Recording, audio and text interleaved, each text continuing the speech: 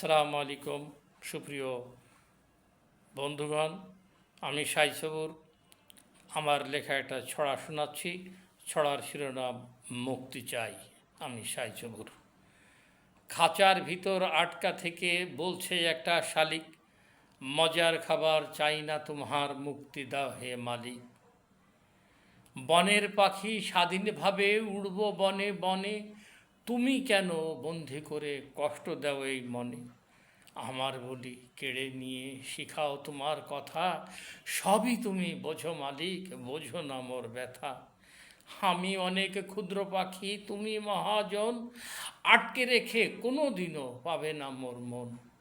মনের ভরে জোর চলে না, কেন যাও তা ভুলে, দোহাই তোমার খাঁচার দুয়ার, দাও না এবার খুলে মালিক, দাও না এবার খুলে মালিক, দাও না এবার খুলে।